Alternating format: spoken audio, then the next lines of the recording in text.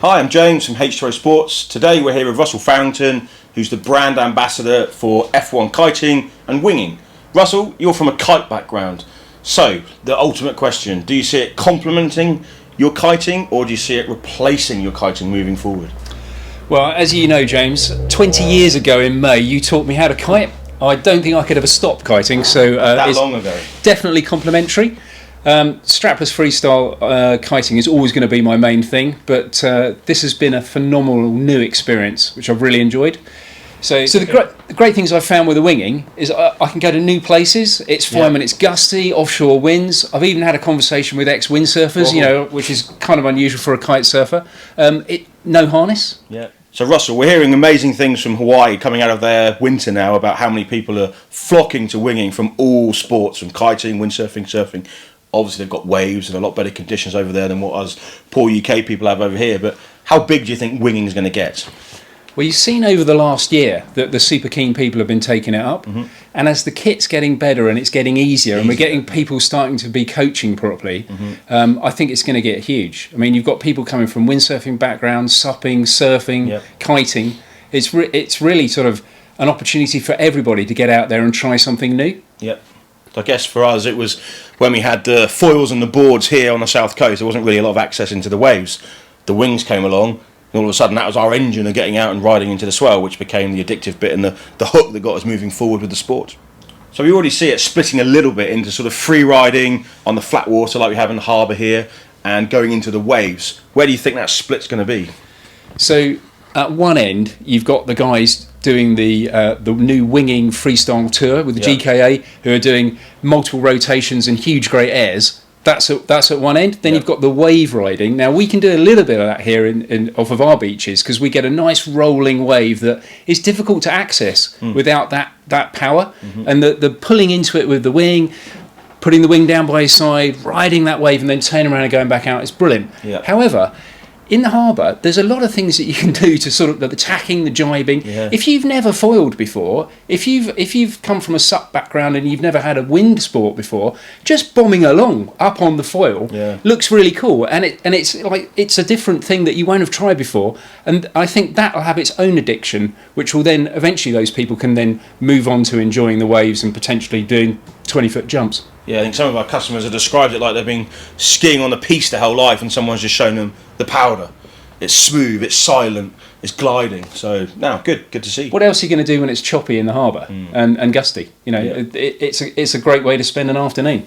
No, I think we've been lured into going on the water many a time where people have been out winging and you think the wind's really smooth and nice because it looks so in control, and put up a kite or a windsurfing sail and gone, oh, it's really gusty, and then come back in again after a rubbish set and then got out on the wing and had a great time. So. Yeah, these things suck up the gusts.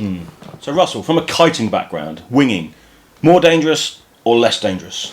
Well, okay, so the main danger is the foil, which is underneath the board. If you've got a big enough board with a short enough mast and you're going slowly enough, the chances of that flying up and hitting you in the face are very low. Now you can manage that risk in lots of different ways. You can wear an impact vest, you can put a helmet on, you can take some lessons. I mean, remember when you're walking into the water, you've got a big board with a wing and you've got this wing in the air and you've got to control all of that. So learning how to safely get into the water with those things, how to set yourself up, how to get up on the board properly and with low levels of risk is something that a lesson's going to super help you with. However, if you've come from a kite foiling background where you're used to doing 25 knots bombing along on a foil, you've already got those foil skills. If you've come from a background where you're a supper, for example, the first thing you need to do is learn how to work the wing. Now you can do a bit of that on the beach. You can get on a sup with dagger boards on the side which stop the drift, and you can learn how to use that element, the sup. If you've never been on a foil before, you can get towed behind a small boat. You can go ever so slowly. I mean, it's 8-10 knots is enough to get you up. And then you can combine those two. It is the patting your head and rubbing the tummy. You learn the foil, you learn the wing, you put the two together. If you've come from a background where you already understand kites but you've never foiled before, maybe you just need some help with the foiling. But big boards and short masts is definitely the way to go. So Russell, F1, a wide range of boards for winging on. I think 8 in total. Well, there's 8 Rocket Airs, which is what this is, I'm right? just looking back, which are in all different volumes and sizes. Yep. Then there's another 8 inflatable versions of this. Then there's ones for surfing. Then there's ones that you can sup on, that you can wing as well, and there's ones that you can windsurf on. So there's a massive choice, and the reason there's a massive choice is because, ignoring the inflatable, we'll talk about maybe that in a minute. It's about the rider's weight and their ability level. So this board is 85 litres. Yep. It's 100 and it's 5.5. 5.5. 85 litres would suit an 85 kilogram person who was competent at winging. When you first start, you maybe want something that's 20, 30, maybe even 40 litres more than your body weight. Depending on your ability, I guess, Depending on your ability. And your background and where you're from, yeah. Exactly. So I jumped straight on the 510, which is Yep. 105 litres. I'm 80 kilograms. That's been perfect for me. It's been more than enough. Yep. I probably could have gone down to this. But you should point out Russell's a very proficient kite surfer and kite surfing foiler, and generally he's on the water most days as well. That's very kind.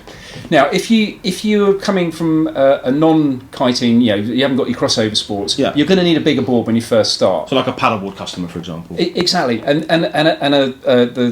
do an inflatable 711 and an inflatable 72, which are massive, but they are going to give you the stability and the you're going to just forget the board's there. You're going to be able to stand there, really concentrate on sorting the wing out, and then gradually get going and moving. Yeah.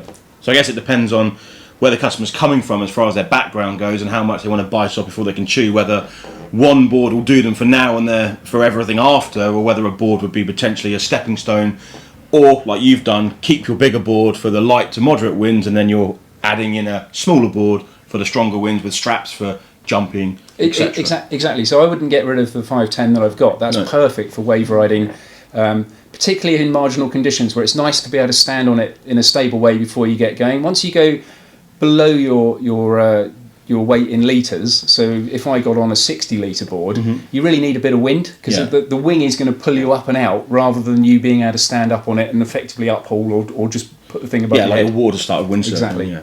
But those big boards, you can always go to a school and get a lesson, or I guess there's going to be a second-hand market at some point. Yeah, well, we're straight away getting quite a few big boards that customers have purchased now, and then we're part exchanging back in that can be then sold quite cheaply to people to have as a stepping stone board. So it's starting to happen. Something like the 711 inflatable board, that would also do for teaching your friends. You can put your family on there at the weekends.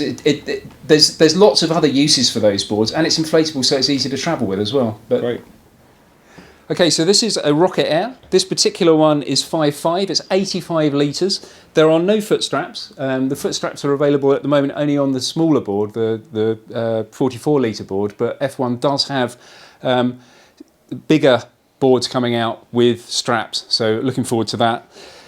On the back, fantastic, I don't know if you can see the profile there, fantastic profile for getting you up and out of the water. That's the key thing once you're pumping the wing and you want to lose that surface tension and get up on the foil.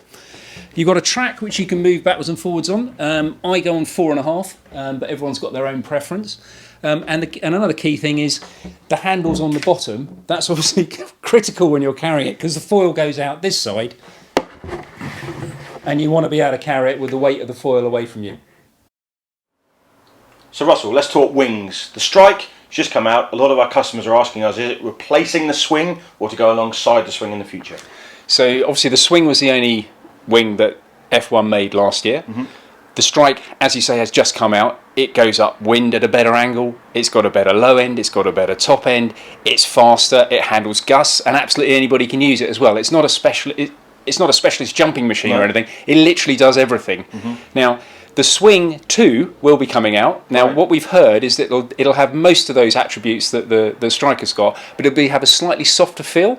Now, that actually might make it really good for wave riding, or it could actually be really good for maybe lighter winds. We're waiting to find out. That's quite exciting. So it's also interesting that the Striker's only come up to a 5 metre size so far. We haven't seen the 6, and there's sort of rumours that there might be something quite different coming out on the 6, which will make it particularly good for light winds. Also, the Swing 2, when it does come out, I think that there's plans to maybe include that as part of packages, with a board and a foil, maybe for a beginner package or something like that. Great.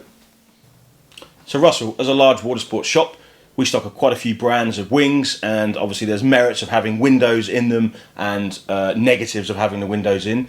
Obviously the Strike doesn't have windows. What's your take on them?